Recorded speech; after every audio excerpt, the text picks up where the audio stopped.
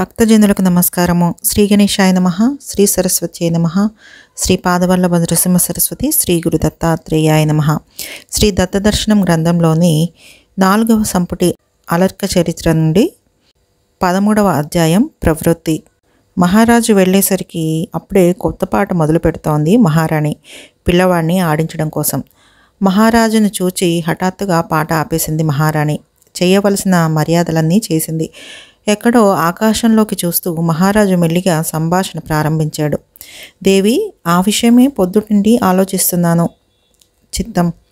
దేవి, దృశ్యజాలం అంతా అసత్యమే, అందువల్ల మోహం పనికిరాదు. నిజమే, కానీ బాధ్యతలను విస్మరించటం ధర్మమంటావా? ఆ ప్రశ్న విని రాణి మెరుపు మెరిసినట్టు చురుక్కున చూసింది రాజును. కానీ అంతలోనే కళ్ళు మూసేసుకుంది. రాజు అది గమనించలేదు. తన ధోరణిలో తను మాట్లాడుకుపోతున్నాడు. దేవి, నువ్వు చెప్పిందే సత్యం, అది అంతే, సందేహం లేదు. కనిపించేదంతా కలలాంటిది. దీనికోసం మొహమాట పడటం తెలివి కాదు. కానీ ధర్మం ఒకటి ఉంది కదా, బాధ్యత అనేది మరొకటి ఉంది కదా. నీకు తెలిసింది ఇది అంతా అసత్యమని నాకు కూడా అనిపిస్తోంది. కానీ అలా అనిపించడం కూడా లేని జనులు ఉన్నారు కదా, వారి మాట ఏమిటి? ఆ మాట మరిచి రాజ్య బాధ్యతలను విస్మరించటం ధర్మం అంటావా? మహారాణి లోపల ఆలోచిస్తోంది. ఒక పక్క దృశ్యమంతా అసత్యమని చెబుతూనే ఉన్నాడు, మరో పక్క రాజ్య బాధ్యతలు అంటున్నాడు. ఈ రాజ్యం అనేది ఏదో దృశ్యాలలోకి చేరేది కానట్టు, ఆ రాజ్య బాధ్యత అసత్యం అసలే కానట్టు. అతను మహాపండితుడు, ఇక వాదించి ప్రయోజనం లేదు. మహారాణి వెంటనే చేతులు జోడించి, చిత్తం మహారాజా, ధర్మాన్ని ఎప్పుడూ అతిక్రమించరాదు అన్నది. ఎవరో మహాపురుషుల మాట అలా వదిలేస్తే మన బోటి సామాన్యులంతా ఈ సంసారానికి ప్రవాహ నిత్యత్వాన్ని అంగీకరించి సాధన చేసుకోవటమే మంచిదనిపిస్తోంది. అవును, అది కాక కర్మ మార్గం ఉన్నది, అది వేద నిర్మితమైనది. మహర్షుల నడకలలో బాగా నలిగిన బాట అది. దాన్ని మూలకట్టంగా విచ్ఛేదన చేయడం కూడా తగనిదే కదా. దేవి, మోక్షం కావాల్సిందే. కాదు, మోక్షమే కావాలి కాదనను, కానీ మహర్షులు చూపిన విధానం ఉన్నది, అది ఉపద్రవాలు లేనిది, నిశ్చయమైనది. ఏమంటావు? చిత్తం ప్రభు, దాన్నే కదా క్రమముక్తు అంటారు. ఆ మార్గంలో మరో విశేషం ఉంది. ఏమిటది ప్రభు? ఆ మార్గంలో నడిచేవాడు తాను స్వయంగా తరిస్తాడు. అదిగాక కోట్లాను కోట్ల జనం వాణ్ణి అనుసరించి తాము తరిస్తారు. అవును, వాడు రాజైతే వాణ్ణి ప్రజలు మరింతగా అనుసరిస్తారు, తరిస్తారు. యథా రాజా తథా ప్రజ. అది. అందువల్లే నేను నీకొకటి చెప్పాలనుకుంటున్నాను. ఆజ్ఞాపించండి ప్రభు. ఆపై పిల్లల ముగ్గురికి నువ్వు సద్బోధలే చేశావు, కానీ ధర్మబోధ చెయ్యలేదు. అందువల్ల వాళ్ళు లోకానికి నీకు కాకుండా పోయారు. దేవి, నా మాట నచ్చితే వాణ్ణి ధర్మ మార్గంలో పెట్టు. రాజధర్మాలు చెప్పు. వాడు మనకి ప్రజలకి ఉపకరిస్తాడు, తాను తరిస్తాడు. చిత్తం ప్రభు. దేవి, నువ్వు నొచ్చుకోకు. ప్రజాక్షేమాన్ని ధర్మాన్ని ఆలోచించి ఇలా చెప్తున్నాను. ప్రభు, తమ మాటలు ఎన్నడైనా జవదాటానా? ఇంతకు మునుపంటే ఏదో పెద్దవాళ్ళు చెప్పే మంచి మాటలు కదా అని తోచినట్టు పాటలు కట్టి పాడాను. ఇప్పుడు తమ ఆజ్ఞ అయింది కనుక ధర్మాలే బోధిస్తాను. జరిగిన తప్పుకు క్షమించండి. రాజముఖం చేటయింది. మనస్సుకి పెద్ద విశ్రాంతి అయ్యింది. మనిషిలో ఉత్సాహం వచ్చింది, నవ్వు విస్తరించింది. రాణి వినయాన్ని, పాతివ్రత్యాన్ని, ప్రేమని చూసి హృదయం ద్రవించింది. రాణి నొచ్చుకున్నదేమోనని కాసేపు ఆ మాట ఈ మాట చెప్పి నవ్వించి తాను మహోత్సాహంగా వెళ్ళిపోయాడు రాజు. అంతఃపుర పారిచారికులు ఈ హఠత్ పరిణామానికి నోళ్లు వెళ్ళబెట్టారు. వాళ్లకు విషయం ఏమిటో అంతుపట్టలేదు. అంతలో మహారాణి పాట వినవచ్చింది. ఏడ్పేలరా తండ్రి ఏడ్పేలరా, హితధర్మముతగా ఇలా ఎల్ల ఏలరా, మహిళోన తులలేని మానవత్వమునంది, మహిమోన్నతంబైన మాన్యవంశమునంది, మరియు ఆపై వేద మార్గ సంపదలంది, మరి ఏడుపేలరా మానరా తెలివొంది, ఉపనయ సంస్కార మనరించుకోరా, కృపకల్గు గురువుల సేవించుకోరా, వేద బోధల నెల్ల వినిపించుకోరా, విపుల బోధనలల్లా వివరించుకోరా, పెద్దలేగినట్టి పెనుబాటలో మెట్టి విహిత ధర్మమునెల్ల చేపట్టరా, పట్టి ధర్మాకాశ పరసీమలే ముట్టరా, నడవడి వయసున మించి బెడగుల మగవ గ్రహించి ప్రజలు సుతులుగా సుజనహితముగా వసుధ నేలరా వైభవంగా, ధర్మ విస్తృతి చేత దానాల చేత యజ్ఞ వితతుల చేత యాగాల చేత పుణ్యమెంతో పెరిగి బుద్ధి శుద్ధము కాగా మోక్షమెక్కడ పోవురా, తానుగా వచ్చి నీపై వ్రాలురా.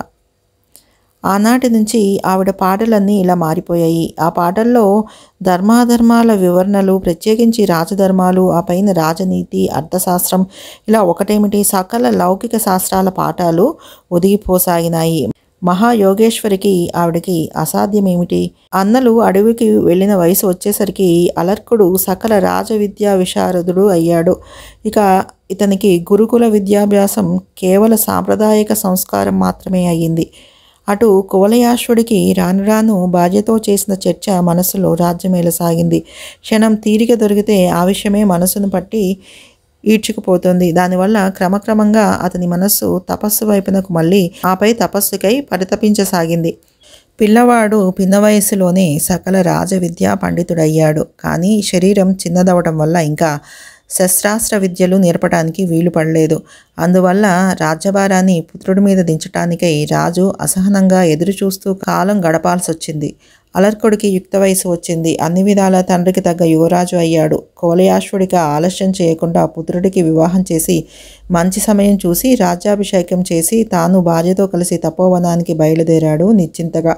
పుట్టిన దగ్గర నుంచి తనకు తల్లిగా మాత్రమే కాక గురువుగా, మిత్రుడుగా, బంధువుగా, తనకు సర్వము తల్లే అన్నట్టుగా పెరిగిన అలర్కుడు ఈ హఠాత్ పరిణామానికి తబ్బిబ్బై తాను నూతన చక్రవర్తి అన్న మాట కూడా మర్చి తల్లి ఎదుట వలవల ఏడ్చాడు. అది చిత్రం కాదు. ఆ యోగేశ్వరి మదాలస మాత కూడా పుత్రుడిని గుండెలకు హత్తుకొని బొటబొట కన్నీళ్లు రాల్చింది. రాల్చి చివరికి పుత్రుడికి తన వ్రేలి ఉంగరం ఒకటి ఇచ్చి ఇలా చెప్పింది. నాన్న, నువ్వు గృహస్థ ధర్మంలో ఉన్నావురా. ఈ గార్హ్యాస్తం సహజంగానే దుఃఖాలకి నిలయం. ఆపై నీకు రాజ్యం ఉంది. అహంకారానికి దానంతటి కోట ఇంకొకటి లేదు. దురాభిమానానికి, మమకారానికి రాజరికమే రాజధాని. అది చాలక అందరికీ రాజు మీదే కన్నెర్ర. కాబట్టి శత్రువుల వల్ల, మిత్రుల వల్ల, ధననాంశ వల్ల, ప్రకృతి బాధల వల్ల, బంధువియోగం వల్ల ఇలా ఎన్నెన్ని చెప్తాము. రాజుకెప్పుడు బాధ వచ్చి పడుతుందో చెప్పలేము. రాజు వాటిని తన గాంభీర్యం చేత సహించుకుంటాడు, చలించకుండా నిలబడతాడు. కానీ ఒకప్పుడు అవి సహనానికి మించి వస్తాయి. అలాంటిది నీకెప్పుడైనా సంభవిస్తే ఇక నేను సహించలేననుకుంటే మాత్రమే సుమా, ఇదిగో ఈ ఉంగరంలోకి జాగ్రత్తగా చూడు. దీనిలోని బంగారపు రేకుల్లో అక్షరాలు కనిపిస్తాయి. వాటి ప్రకారం నడుచుకో.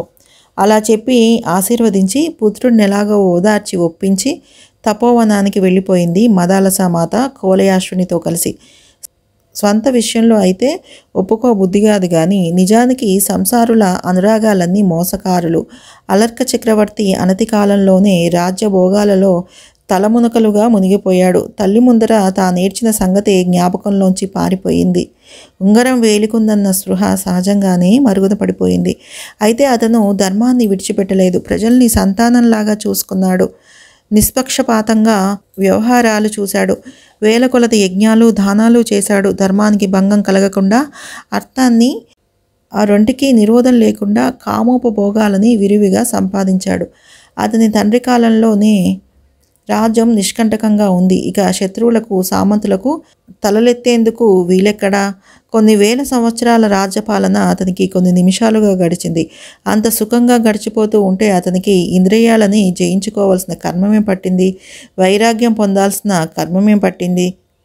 ఇతోధిక ప్రీతితో ఇటు ధర్మాన్ని, అటు రాజ్యోపభోగాల్ని అనుభవిస్తున్నాడు తను. ధర్మాన్ని శ్రద్ధగా ఆచరిస్తే, యజ్ఞయాగాదులు, ఉపాసనలు విశేషంగా చేస్తే సామాన్య మానవులు ఊహించనైనా లేని అపార భోగభాగ్యాలను ఈ భూమి మీదే పొందవచ్చును. తత్వవేత్తలు ఈ భోగాల్ని తుచ్చాలని తెలిసి వదిలేసి అంతకు మించిన ఆనందాన్ని పట్టుకుంటారు. ఆ రెండూ తెలియని అల్పులు దైనందినపు వంకాయ కూర రుచికే తబ్బిబ్బై తలమునకలై కొట్టుకుపోతూ ఉంటారు కదా. ఇక అంత సాధించుకుంటున్న అలర్కుడికి వైరాగ్యం కలగలేదంటే ఆశ్చర్యమేమిటి? 13వ అధ్యాయం సంపూర్ణం. సర్వం శ్రీగురు పాదారవింద అర్పణమస్తు. శుభం భవతు.